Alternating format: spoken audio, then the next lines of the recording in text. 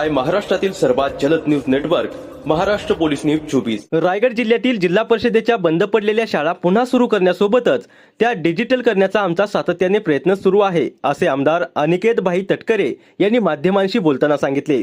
यावेळी रायगड जिल्हा परिषदेचे अध्यक्ष मंगेशजी वाकडीकर, सीओ नेहा भोसले, सभापती वैकुंठ शेठ पाटील, पंचायत समिती सभापती स्मिता पाटील, सदस्य जनार्दन भस्मा, पंचायत समितीचे पेनचे बीडीओ गजानन लेंडी आणि शिक्षणाधिकारी शर्मिला शेंडे यांनी बोरगाव येथील जिल्हा परिषद शाळेला भेट दिली। बोरगाव येथील शाळेचे रूपांतर अतिशय चांगल्या पद्धतीने करण्यात आले असून शाळेच्या आवारात विविध प्रकारची फळझाडे आणि फुलझाडे लावून सुशोभीकरण करण्यात आले आहे। याबद्दल जिल्हा परिषदेचे अध्यक्ष मंगेशजी वाकडीकर यांनी शाळेचे कौतुक केले। प्रत्येक जिल्हा परिषद शाळा डिजिटल आणि चांगल्या रंगरूपात यावी यासाठी जिल्हा परिषद पावले उचलत आहे, असे सभापती वैकुंठ शेठ पाटील यांनी सांगितले। आणि जो विद्यार्थी व्यवस्थित काळजी घेतो त्याला महिन्याचे अखेर प्रमाणपत्र आपल्या शाळेतर्फे आहे, प्रोत्साहन म्हणून प्रमाणपत्र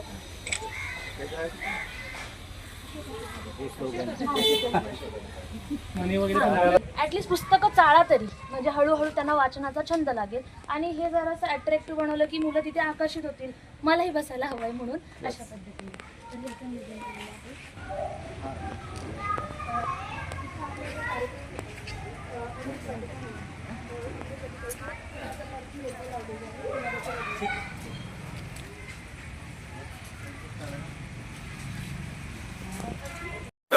सभापती वैकुंठ त्यांचा रायगड जिल्ह्यातून चांगला दौरा आहे।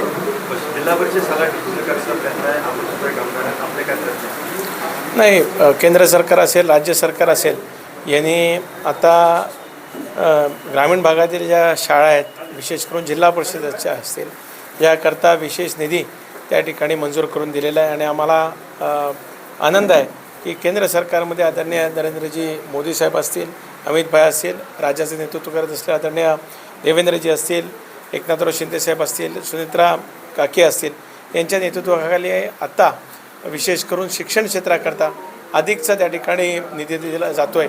आणि ग्रामीण भागातील शैक्षणिक गुणवत्ता वाढण्यासाठी आज डिजिटल युगामध्ये संगणक ज्ञान हे मुलींना पोचे करण्याकरता आज तिथलं असलेलं इन्फ्रास्ट्रक्चर मजबूत करण्याच्या दृष्टीने एक मोठं पाऊल त्या ठिकाणी टाकलं जातं आहे। बंद झालेल्या ज्या शाळांचा जो विषय आहे, 24 तारखेला एक आंदोलन आहे मोठं, त्या संदर्भात काय करते? जरूर, आज आपण पाहायला गेलं तर काही मराठी शाळा आहेत ज्याची पटसंख्या दुर्दैवीरित्या झपाट्याने कमी झालेली आपल्याला पाहायला मिळते। त्याच्यामुळे ज्यावेळेस आपण एखाद्या नवीन योजना आणत असतो त्यावेळेस तिथल्या असलेल्या विद्यार्थ्यांकरता, तिथल्या असलेल्या शाळेकरता ते पटसंख्या वाढण्याच्या दृष्टीनेसुद्धा पुढच्या कालखंडामध्ये लोकप्रतिनिधी म्हणून आम्ही निश्चितच काम करू। आणि मराठी शाळा ह्या महाराष्ट्रात बंद न होण्याकरता यथाशक्ती जे काही शक्य होईल ते लोकप्रतिनिधी म्हणून आम्ही काम करण्याचा प्रयत्न करू। महाराष्ट्र पोलीस न्यूज 24 साठी रायगड जिल्हा उपसंपादक संजय गायकवाड।